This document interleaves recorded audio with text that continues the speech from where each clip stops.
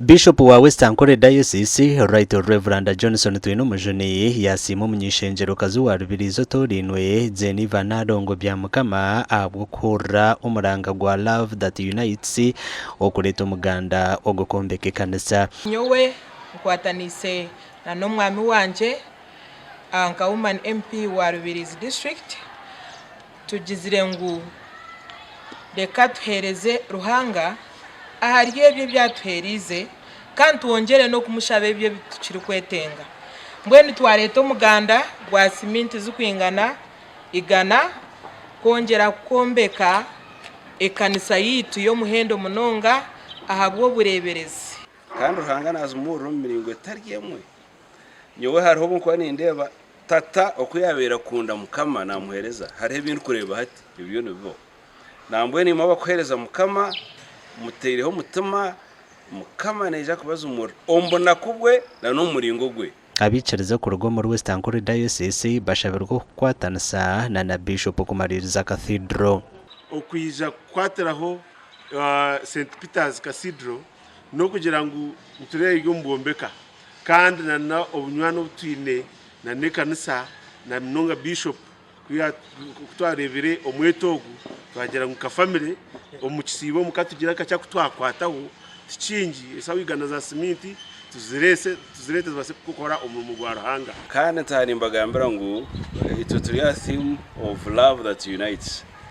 nambwe ntangire munonga hati abantu bari no bagereze mikono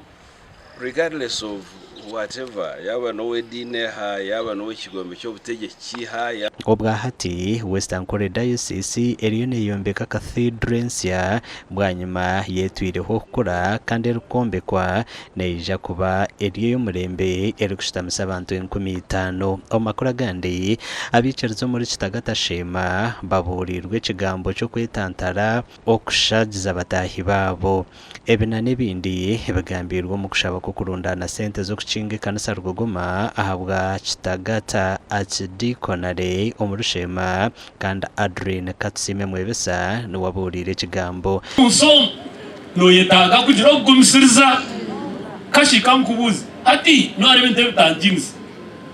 hati wa mukama yawa yemerire kundwanira ekikunze baragumisiriza ninki haleluya hati yabantu wakugira ati nyowendoho hato nishari kuwaruho noha owishe meni kushabango gumisirize Ruhanga nahereza buri izoba kuri bariya cyecho dini na cara kwereza okutwaza je obucurezi no kugumisiriza no mugumiserizana linda hariho kugumisiriza na nachi no kugumisiriza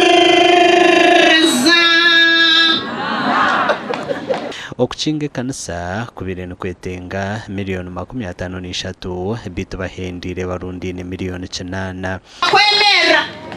okemereke kargayo abakigambire bakakora hine kwenda kwimuka kandi nyenda kugambira Ruhanga w'abantu wo wareba abantu bajokabura kubareba ebigambo bukarabaho nkomiyaga Ruhanga nakwimusya ribihe hango nensi yone kureba okurga hatina no kusebero byona Gashako Abraham Ganzi na Shei Abdulatif